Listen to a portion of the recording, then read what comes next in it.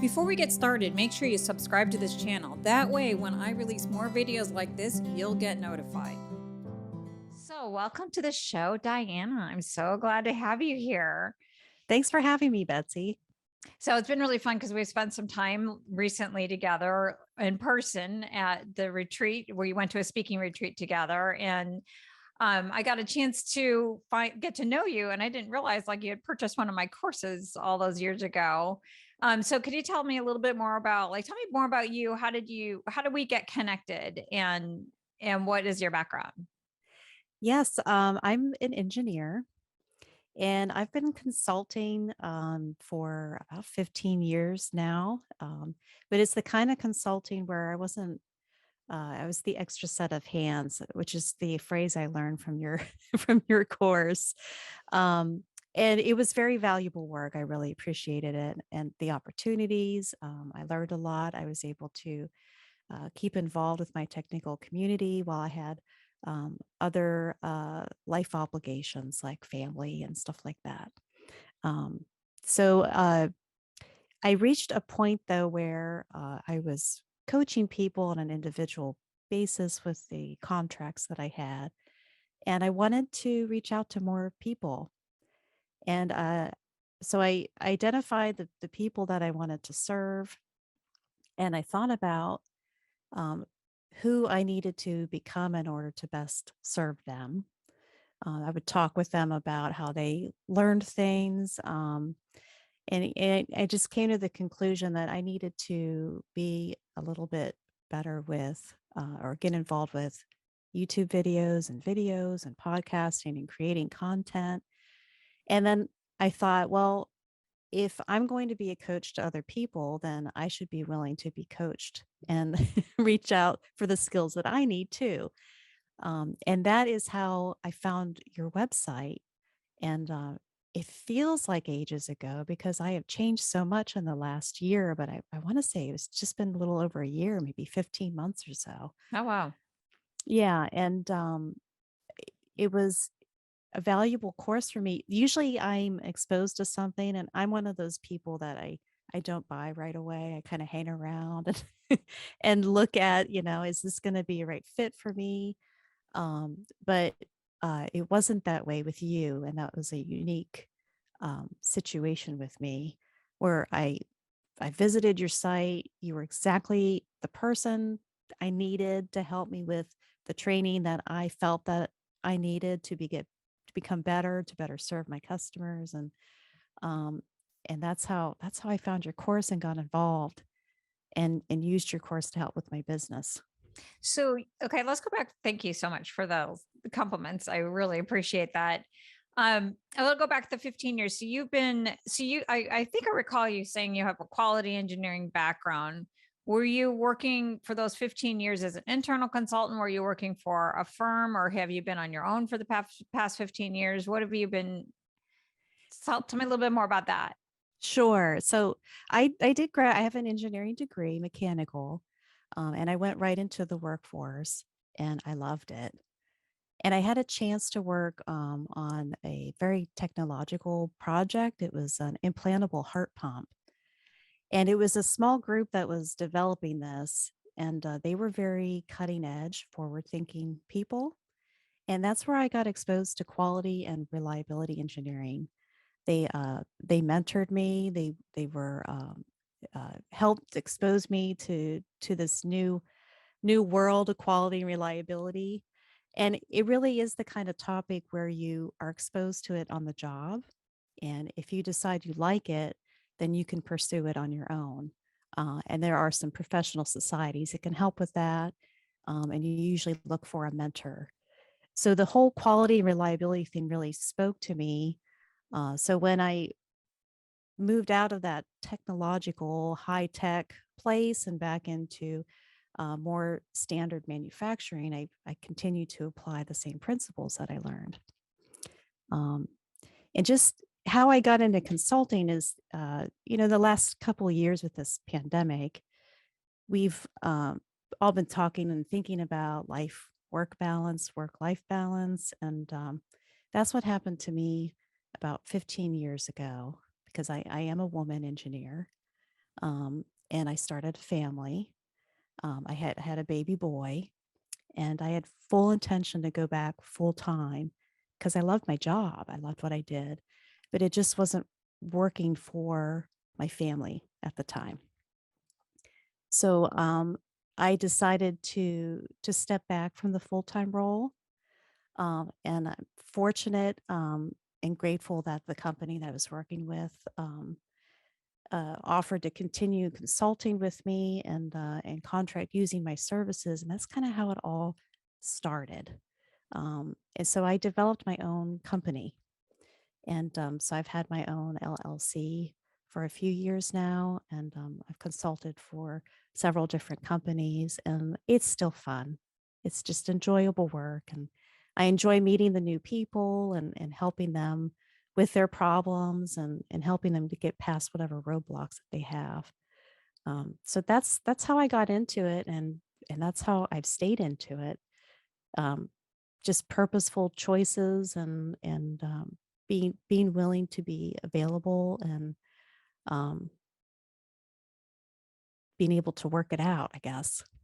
So it sounds like then, so you sounds like you have a long-term connection to being an engineer. And so you got a degree in engineering and then you got into a company and quality really spoke to you. So that became more of like your area of expertise, loved it. And then when you had children, you didn't love the hours and you wanted to have more balance. So you're like, all right, I want to do this and I want to do it kind of like my own way. And luckily, the company you work for said, hey, cool, you can come be a consultant. So you're like, oh, this works. And then you started your LLC. And so that's where we're at. And it sounds like then, and through your consulting, it sounds like you kind of hit a different crossroads. You hit a crossroads when you had your child, and then you hit a different one of saying, hey, I think I want to be leveraged more in a coaching kind of role and that kind of thing. And that's how we came together. Is that, am I hearing this accurately? That's yes, yes, you nail it. And I never thought about that as being two transformations. But yes, I would agree with that. Yeah, the starting the family and then just within the last couple of years here, just wanting to do more outreach and be able to do more and help more people. So it sounds like you're in a rebranding process. So it sounds like you kind of slipped into a consulting business and now you're at a point where it's like, all right, I want this to be, I want to become a brand. I want to elevate my visibility. I want to elevate my perception. I want to leverage how I want to switch up how I'm being leveraged by my clients and all of this comes together. So I imagine if it was part of this big process, you bought the course for me over here and then you signed up for the Thought Leader Academy, which is what you and I are connected through over here. And that seems like the bigger picture, what's going on. Did I get that right? Yes. Cool. So you're in a rebranding process. So that's really cool because a lot of, so I don't know, is this new thought like of seeing yourself in a rebranding process, or is it just seem like an evolutionary part of your process? It seems like an evolutionary process because I do enjoy it, and I'm trying to keep my eye on the future and make strategic decisions with my business, and but I have grown and changed so much in the last year and a half with you and with the speaking your brand, and so I guess I haven't really stopped to look up from treading water. So, and I've moved and I've made positive progress in the way that in where I'm going. I guess maybe what I need to stop doing is doing the breaststroke and just tread water for a little bit and maybe reorient where I'm heading or just double check it. So, um, Or how's this for an idea? Maybe like pop out of the pool for a little bit and just say, wait a minute, let me take a look at what I'm doing here. Or maybe just like watch the game tapes or something where it's just taking that pause and that beat. I like that analogy and watching the game tapes. Yeah. So okay, so let's pop out of the pool for a minute and let's look at the game tape. So let's talk about that because this could be fun. We can see if we could do a little bit of like rebranding on the fly. Want to play with me on that? I'm up for fun. Okay, so all right, so you said you know who you want to help. So who is it that you want to help? Because that's the number one thing when I work with my clients through the brand positioning, outside of identifying their lifestyle priorities and, what they really want to do at this phase of your life, which seems like, well, let's back up. Let's do that first. I'm going to ask you similar questions of what I do in the brand program. Has anything changed in your life? So now before you had a newborn, now you have a 15-year-old. Is there other life priorities that are becoming more important that are different than when you were a new mom?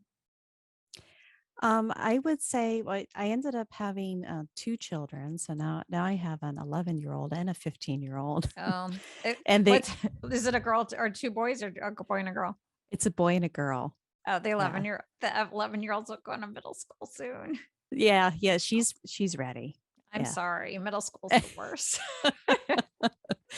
So I'm still doing all that, and that's still a priority. I still I would want to be around and parenting them, but I am looking toward the future to maybe do some more travel for speaking engagements and meeting more people that I can help and help transform the way that they're thinking.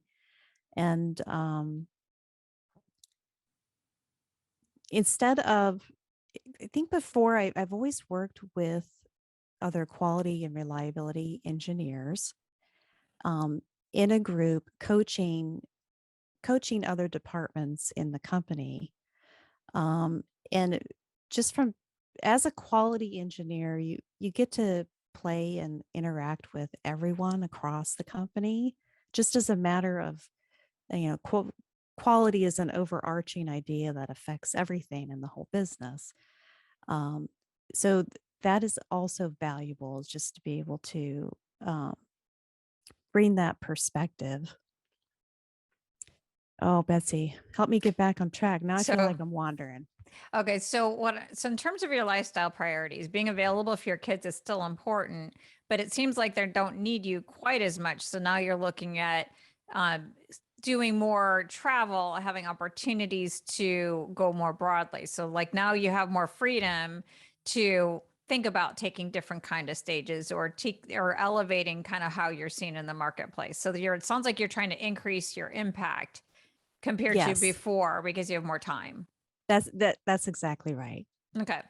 So other things to consider, when I go through this part of the process with my clients, it's really focusing on I like to put like intentions in front of what it is that you want to do, what you want your business to deliver. So before, one of your intentions might be to be with for your kids, and it's probably still there, growing your impact. Other kinds of intentions that clients might say is like, I want more control over my earning power. I want to be able to have location independence. Like for me, a big change for me when I first started my business was being there for my kids. But as my kids are getting ready to leave and I'm getting married in a month, like I want location independence. Like I want to be able to travel and have my business go anywhere. Is there anything else that you're kind of looking forward to around like I want my business to go with me? You'd mentioned before we got on the call specifically like you wanted to start a membership or do other things. Is there some of that kind of stuff where it's like, hey, it'd be kind of cool that my business can go with me and I'm not so dependent on having to be at the client site and doing all the heavy duty work, like more reducing labor intensity might be That another one. that is true. I am not as interested in flying around the world to different client sites for a one-off meeting. I do want to have something that's centralized where I can outreach from a central place. I do value travel. Um, with COVID, everything kind of took a back burner with that. Um, but it is nice to be able to take off and travel with my husband. We do enjoy that. Um, and the other thing I'm looking for is right now I'm in a healthy partnership with my husband where he's working full time, and he's providing a lot of the monetary benefits for the family. And it might be a case where I'd like to build up this business. So maybe in 10 years or so, he can pursue some of his other activities and I can be the primary person bringing in the money value for the family. Um, but that's just, I guess that's where I'd eventually like to head with that, to have it grow and be profitable for us. So this is great. So these are really important things that you're talking about. Is one, when you talked about travel, like you want time freedom so that you can travel. That's one of the things that when you said travel, I would put it to like time freedom so that you can travel. Yes. And so it sounds like you want to elevate your impact. You also so you want more reduce your labor intensity, increase your ability to have more more time freedom to travel. And then you have another intention there is that you want to have your business scaled up to a point where you're replacing not just whatever you might have made in the past, but your husband's salary and having it in some sort of predictable way where where he can confidently leave. And then maybe in 10 years when your kids are out, like that travel thing might become more. So perhaps there is a location independence kind of goal. Yeah. Okay, cool. So here's what I probably suggest you do, just as this is one of the things I do with my clients is just like kind of like capture all of that so you don't lose sight of your intentions. To me, there's a difference between intentions and goals. Like goals are like, I want to achieve this by this particular time. And COVID taught us like we don't always have control over our goals, but we Mhm. definitely have control over our intentions. And so that's one of the things like I forgot when I started my business, like, hey, wait a minute, I want to be home with my kids. And then, I have like a existential crisis when I'm often, on international assignments and my kids are home with a nanny. So it's like always remember that. So if you can do that, that would be great. Um, does that sound good? Yes. All right, let's move to the next one. Let's talk about your ideal client. So you said you know exactly who you want to serve. Who is it that you want to serve? Do you serve quality engineers or do you serve somebody else in the business? Like who, if you had it all your way, who do you want to fill your pipeline with?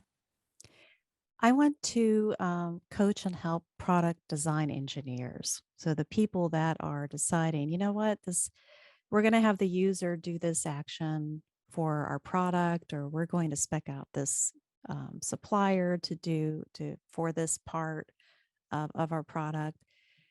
So product design engineers, and then be their managers, the new product development managers who are overseeing the whole process. So Um, when you say product development engineers, are they the ones who are going to call you and pay you, or who's the person who is actually going to call you and pay you? I'm envisioning the membership site to be product development engineers. But I'm also offering consulting for the product development managers on how to incorporate it all into their process. So you were mentioning you wanted to elevate. So can we talk a little bit about this ideal client? Like, because there's a difference between a B2B or a B2C business is depending on like who hires you and to what end, and if they are in whose budget are they paying out of. So do you imagine that your quality engineer or the product development engineers are going to join your membership, and are they paying you out of their own money for their own personal development, or are they paying, is this a development experience that their company is going to pay for? I am targeting the first where they're paying out of pocket. Um, but I honestly I need to develop this more because I foresee what I would like the first one for the product development engineers to pay me out of pocket. But I foresee an easier path through the B2C, through a company that wants to evolve, and the membership and my coaching is part of a package that they purchase for this evolution for their product development group. So, what about the VP of product development? Like, why are we looking at the managers and not at the VPs? If you're talking about for the consulting side. I don't know. I don't have an answer for that. And maybe that's who I should be looking at. I think that there's a couple of different ways to go. And this is where the ideal client is super important. If you're talking to like, gosh, I want to, serve younger versions of me or someone like that who I can help them at a very individual level, they're going to be looking at like your competitive set, like how they're going to be associating it with the different alternatives will be different than I help like a VP of product development, really optimize their product development lifecycle and, you put their players in the right place. They have a different competitive set. So you have like different problems that you want to solve. So when you're really talking about elevating your brand, it's really clarifying like your ideal client and the problem that you're there to solve and like kind of making that strong association. So if you think between these different audiences, like if you had it all your way and your world rises and set on one of these groups of people you mentioned, like the product development engineers, the product development managers, or the product development VPs, from your passion standpoint, and I just love to wake up every day to help this person. Which out of these would be the most interesting to you? The individual engineers. So you might be looking at a B2C business and evaluating them. What would be their problem from their perspective that would make them reach out to someone like you?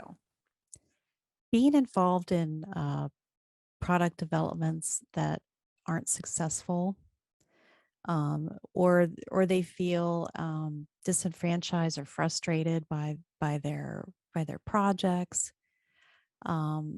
They want to be recognized as a star performer, but they're not quite sure how to do that. That's a now that one that you're cooking with gas on that last one. Can you explain that one a little bit more? So, star performers are seen as the people that are proactive at finding problems and identifying risks and then doing something about it. And there are also people that are work well within other functional groups of the company.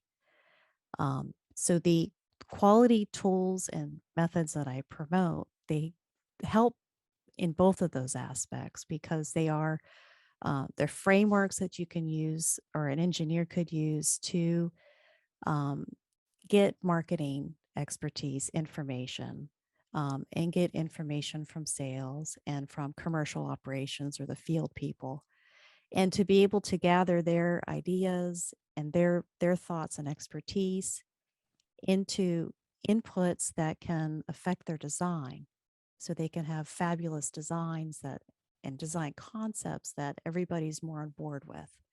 There's less hiccups and headaches, as they're developing the project.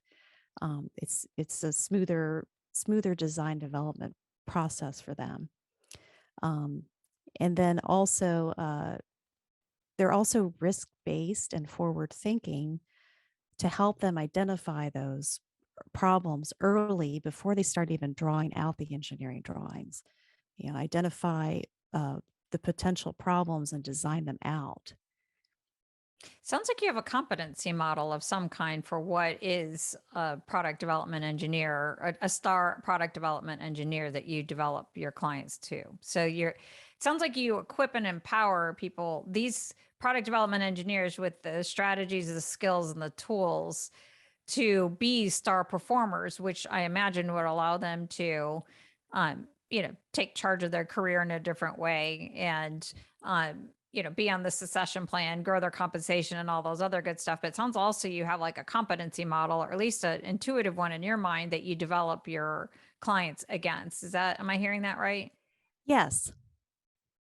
Okay, so Yeah. that's interesting because it seems like you have a couple different parts of you. So definitely you definitely got that engineer background. Let's talk about your superpowers. So I think I did give you some pre-work for you to play around with. So I don't know if you had a chance to take a look at that pre-work. I did. And there was I tried.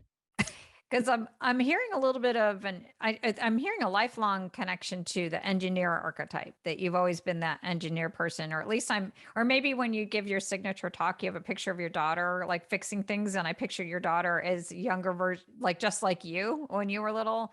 Is that you, or are you and your daughter alike, or am I just reading into it from what I saw in that picture? Yeah, it was. As far as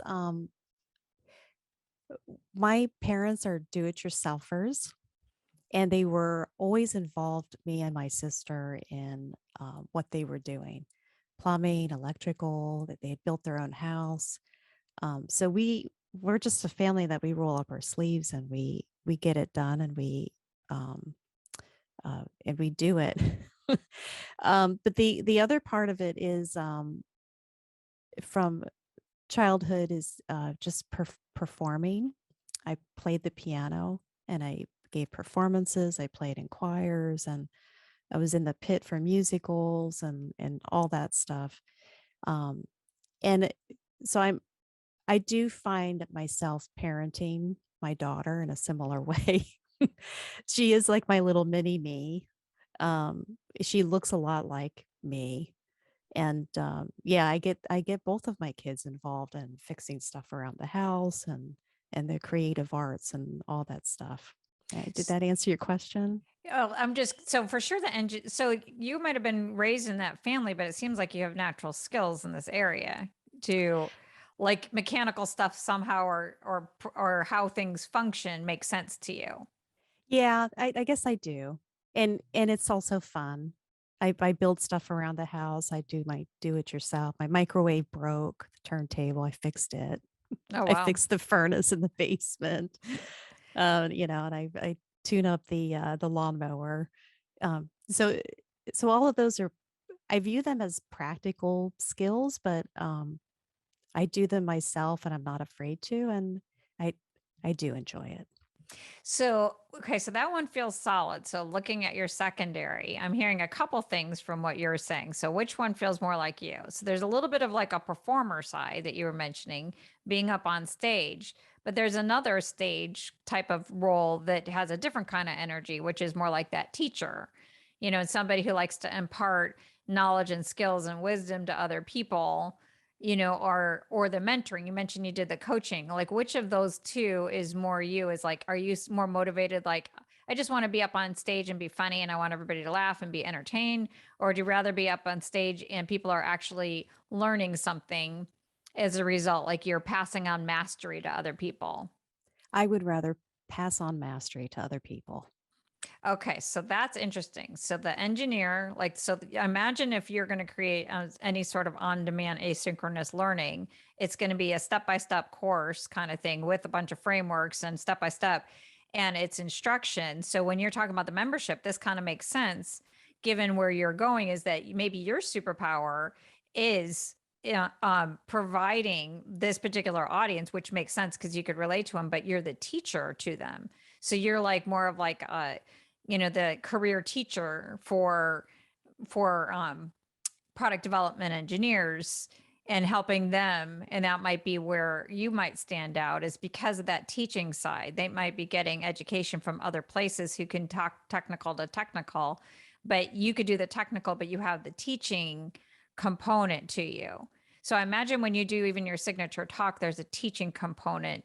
And I remember I watched part of your signature talk, which is amazing. But I mean, I still remember, when because I remember your point was that quality needs to be at the front of the line. And like, I visually can imagine what you were doing. So that seems to make sense to me. But tell me, what's your reaction, your thoughts? That is how I was structuring my membership site, was as an educational program for engineers to go through step by step. I'm structuring it in the way that they would develop a product and then I pepper in so I'm trying to meet them at their place like, well, I'm doing this right now. What are some of the quality and reliability things I should be looking at this state that I'm developing a project? What can I do at this phase? So I'm designing the membership site to be a course like that that they would then have available that they could go back and reference after they've gone through the course. So, hey, I just started a new project. We're starting from, I'm coming in the middle of this project. What are some of the things that we should have had or we could have done? Do we need to catch up, or what are some of the things I can focus on at this point in my work with this project? So, in terms of like the order of your archetypes, it seems like number one is your engineer, number two is your teacher, and underneath it is a little splash of that performer because you're going to make it fun.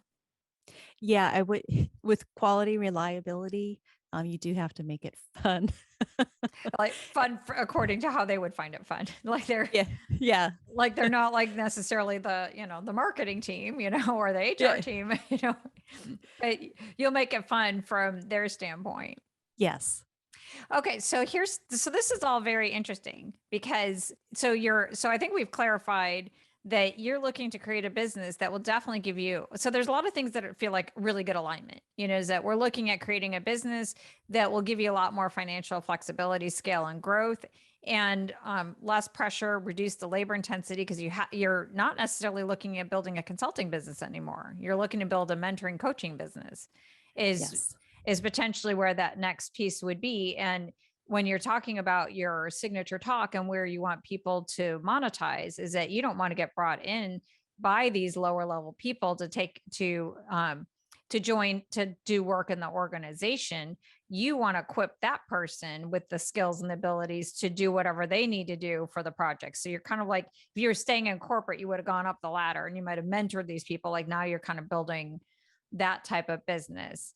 And that really leverages your trifecta of superpowers where you're engineering and it's going to be structured. So it's going to match their brain, but you're a teacher. So you're going to transmit mastery to them and political mastery and all the other kinds of mastery that they might not be thinking about with the templates and tools. And because you got that performer side, like you're going to, in sense of humor, you're going to make it fun for them. So as part of that value proposition. Is this all is a summary? Does this make sense? What would you add, change, and delete to what I just said? I wouldn't change anything. And it's just nice. It makes me feel good. It's sort of like you're validating my vision. So yes, that is my hopes and dreams in 2 sentences that you that you summarized. Yeah. Cool. So can I give you some next steps of what I would recommend you do? Yes. So just from my own experience of creating courses, and some of the courses sold and some of them didn't, I would recommend you do a market scan. And here's what I would suggest you do. What you want to do is you want to interview the product development engineers themselves. And what you want to listen for is where are the undermet and unmet needs that they have as it relates to their development and their career development. You want to look at who they're going to now and what they're doing right now. So you want to look for the unmet needs and you want to look at what have they tried that hasn't worked. Like, so what do they do on their own to develop their career and become that star performer in their organization? Like, what are they doing now? And why is that not working? Or what are they paying for? And why is that not working? And you really want to ask them what their dream solution is. Because before you want to build a whole membership site, they might want the membership site, or they might want because I thought a lot of my clients, like they would want the membership site, but they really want one-on-one personal stuff.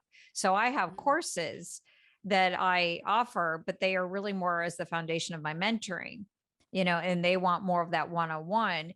Your clients might be like, okay, I want the course. That's great. But if I could have some weekly one-on-one sessions with you, and maybe like if I could have you available on call, as I deal with specific issues with my clients, like, I don't know, I'm leading a meeting tomorrow. Can you look at my project charter and tell me what you think? Or maybe they want something like that. So it would be good before you put too much pen to paper on that part to do that market scan.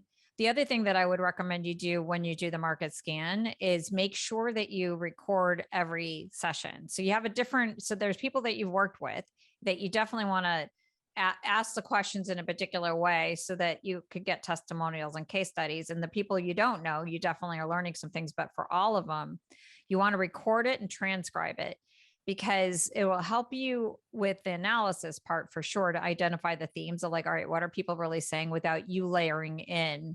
Because sometimes when we take notes, a lot of times, like this is what happens for a lot of my clients when we do market scans or send them off to do market scans, is they will only listen for what they want to hear. And they won't hear, like, they're going to be the hammer looking for the nail. I'm like, yeah, you all really want that. And it's like, well, they didn't actually say that, did they? When we look at it. So make sure you do that. But then the other benefit of getting it transcribed is that's like copy gold. Like you can just put it on your website. I know you were in the middle of some website changes, Mhm. but if you are going after this particular audience, I would be much more explicit. Like I am a, we can call it like I'm the career teacher for product development engineers, and, work with me and I will help you become, the star performer, who has, um, who can write their own career ticket kind of thing. And then you could see your website start to kind of build itself out. Like your opt-in might be is, if it's a star, that could be your core framework, with your competencies. So it's like, okay, maybe S is strategic and T is, like the R will be relational. T is technical, and A is authentic or something like that. It's like maybe that's your star model and you have a set of competencies against them. They could download something where they could self-assess, like how am I Oh, doing? And then they could that could lead them to, your programs of whatever kind. So it's like you might want to pivot things in that way. I kind of like that star model. What do you think? yeah, I like it too. I don't know what the T would be. Well, I guess you still need technical skills. Strategic, technical, definitely relational. I don't know, what would the A be?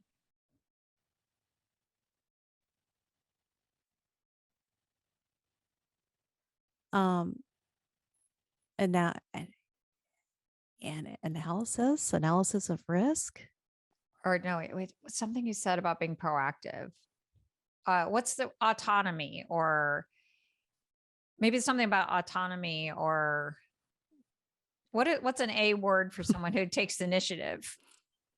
Activator, or, Oh, okay, yeah, like, because you were saying that these are the people who are going to be, looking for the opportunities rather than waiting for them to come to you. right. So, maybe something along those lines. So it's like, okay, here's the four competencies of a star performer. They're strategic, they're technically sound, they automatically look for opportunities instead of waiting it, or something that we can come up with. And then the R, that they're relationally savvy and, you know, turn it into an assessment. That's your opt in. And then when they get the assessment, then you could identify and say, oh, well, here's my results. And, now you can join my membership site. And I have all kinds of things that will help you develop this competency. Yeah, that's I like this path, and it is getting more to the core of who who it is I want to help. And I did develop a framework, and I called it prune, because when you do this stuff early, just from a business ROI, the products are more successful in the field. There's higher profitability, and then companies also have a higher market share. But that is more focused toward like the VPs and how they structure their um, new product development processes. So, So that could be one of your modules, is like, well, how do you work with, like that could be, you could probably have like lots of frameworks underneath it. So it's like but that could be something that's a tool that you've created for them on how do they need to go work with their VPs and set things up in a particular way. So oh, it's that's like, true. all this stuff that you created as a consultant. So the course that you have, which is my consultant's toolbox, is a lot of the ways that I wound up, how I wound up using my tools is I had them designed initially for corporate clients. And then I just rejiggy them to say, well, this is a tool that you could personally use now with your clients.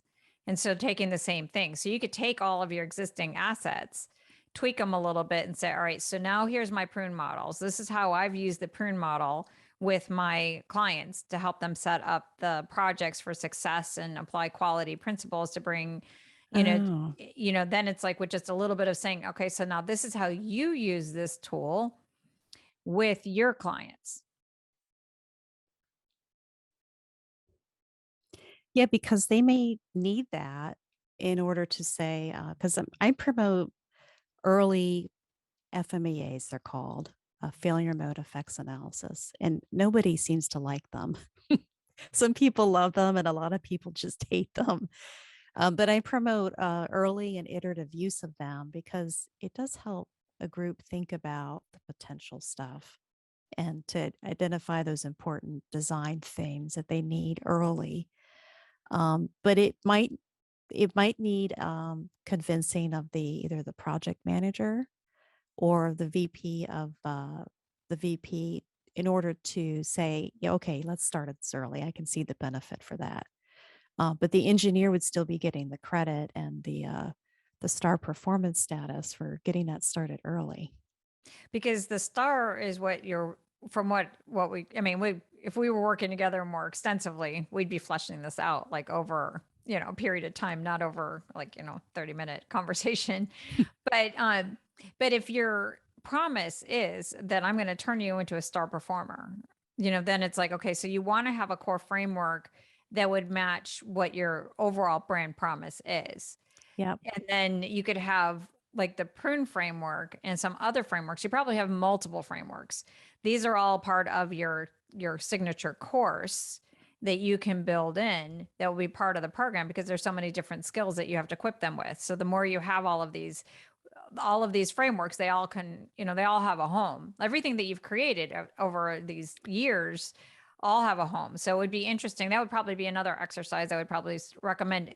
After you do the market scan and you're clear, like, okay, there's going to be a course, you could also in the market scan find out like what are you lacking from their standpoint? And you can do some of that analysis and then start to structure your course. The other thing you could do before you do the signature course that I would highly recommend is just do a group coaching program, like do a pilot that don't develop anything yet, like not permanently, don't like record everything, just get everybody in a group, start training them. And then you can start to see like, oh, would this be valuable? I can't remember the missions or something, whatever you just said the process is. You can find out from them, like, is this going to be a good thing or not? Yeah. So that's interesting. So this is really cool. So what comments, questions, feedback do you have on your where we're going and what the next steps are? Or is there other next steps that you see would be beneficial for you to more activate this vision? Oh, it's a matter of I feel like I've been churning and generating ideas and getting things together and putting myself out there, and now I need to deliver. That's the I kind of feel like the rubber needs to meet the road, and I need and it's just self-imposed pressure to move. Come on already. I've been coached, I'm ready. Let's get this thing going. Um, so it's just a matter of maybe like you said, having some coaching programs and stuff. Um, a benefit to all of this idea is that in my consulting work and just coming up through corporate with quality engineering, these are the people that I coached already. So I've had a lot of coaching sessions with them, but I can see the value in getting a group together from different companies too, and just seeing how the dynamics of that work out and getting their feedback and comments on that. So that may be a way that I can just get things started. Well, a simple thing would just be is, as you do the market scan, you could test the trial balloon the idea. Like, would you be interested in a group coaching program? They may be interested, they may not be. And then you could co-create it with them. It's like, well, if you were, what would you like to learn? How much would you pay? What would that look like? And now you've got all of this information. What would be the value that you would come away with? And now you got all of these things recorded. And so the sales page for your group coaching program will already be written in a particular way anyway. And then you could start selling that. I think that the big thing here that I would caution you on is if you're going for these project engineers in a B2C way, it's a very different business model than what you had before. So it's like it's being very clear to saying, I want to help project engineers. Product engineers. So being very explicit around like when you're doing visibility strategies, like, well, where are these people? How are they going to find you? When you're doing your speaking gigs, like, are they in your audience? And then when you're doing LinkedIn and other posting, just like be really clear. And speaking of these product development engineers, if they want to find you, how would they get a hold of you? Like somebody who really wants to grow their career, they want to be able to experience the freedom like you have and the success that you have, like how do they get a hold of you? I have contact forms on my website, and I do have a weekly newsletter that goes out. And I get the emails. There's a YouTube channel, Do you have the and addresses for these? What's your, yes, okay. um, the the website is qualityduringdesign.com, and that's the same name that I podcast under. And that's where contact forms are, and and they can comment on the blog posts too. And the YouTube channel is under the same name. It's all under Quality During Design. Um, and my email is Dianna at qualityduringdesign.com. So those are all the ways that they can get in touch with me. Very cool. And so, just kind of like as a wrap up, like as you picture your journey, you've been on this entrepreneurial journey for a while. So we just are working a little bit about refining and focusing your rebranding process, but you've been on this journey for a long time. Obviously, you've been highly successful. It's been a great experience. But when you were first starting out 15 years ago, when you had your first child, like what advice would you give that younger version of you who was thinking about making that kind of move? Like what gave you the courage and what would you tell that person, that younger version of you? I would say you you just have to get started at putting yourself out there. I'm the kind of person, I like to learn new things and then turn around and share it with other people and teach them about it too, or to take something and find a new use for it. So I found that the podcast and the blog posts on the website, they help me process that, and then other people have found it useful too. But I had a fear of putting myself out there, a fear of being embarrassed, about looking stupid, about somebody, naysaying whatever I said or finding fault with it. And none of that stuff has really happened. Um, I think generally the human race is kinder than we are to ourselves. Other people are kinder. Um, so for my younger self, I would recommend to, I'm going to feel fear and nervousness every time I start a new thing, a new web page, a new podcast. Even when I started YouTube, I was a mess, Mm-hmm. but it's okay. It works out and it's worth it. And if I had started it way back then, think of the library I would have had. That would have been pretty awesome. So your main advice would be is just get started on the content. Don't worry about being seen. People, the human race is kinder than you realize, or at least kinder than you are to yourself. Yeah. Just start getting the content out there. That's cool. Yeah. So is there anything else that you would want to tell me about your rebranding process, your learning, your thought leadership? And I just didn't ask you the right question. No, no, I don't think so. I think I'm excited for the next steps. And I think you helped me reframe some of the stuff that some of the goals that I was having, and I think you helped give me some focus. I was already looking there, but I think you helped laser it in and give me some more focus on how I should move forward. So I'm less tentative now than when we started our call. Oh, cool. That's awesome. Yeah. So thank you. Well, thank you for being on multiple hot seats with me. So I think this is the third hot seat you've been on with me. So you, It's getting really hot in here, Betsy. yeah, right. It's like, oh my God, I'm so sorry. But you're awesome. I'm so excited that we got connected through speaking your brand. I think Me too. we both been in the Thought Leader Academy and we both have been stepping outside of our comfort zone around the speaking and thought leadership and taking bigger stages. So we both, I think, highly recommend speaking your brand as a wonderful experience. And if anything, Carol Cox and Diane Diaz attracts the best people in the entire world. So I'm so grateful that I've gotten to know you. Actually, I got to know you through my own website, but I never knew you until we went to the retreat together. So Yeah, we connected the dots at the retreat. Yes. Yeah, I felt like you were an old friend because I had, put my earbuds in and listened to your course for hours. which So you I were would, like my walking buddy. I'd have the treadmill and my laptop on the treadmill, and I would take notes or I would like bookmark spots in the in the videos.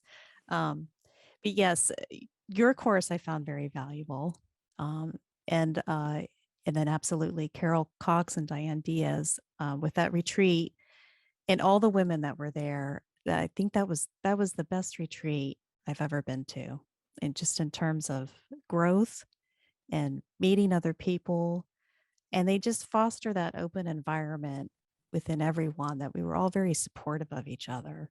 It was a very safe place to develop and kind of spread my wings a little.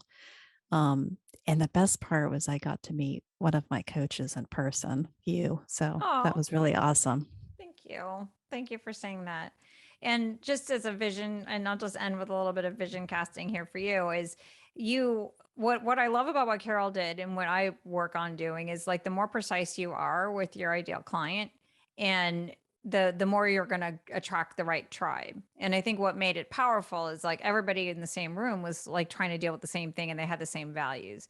And I think as you really get laser focused on this product development engineer, you're going to be able to create a community that will have that kind of resonance. So I would just say continue going in this path. I think it's awesome. And Oh, thank you. thank you for being on the podcast. Yeah, thanks for inviting me. And I appreciate your coaching. Well, we will stay in touch. Thank you. Yes. Thanks.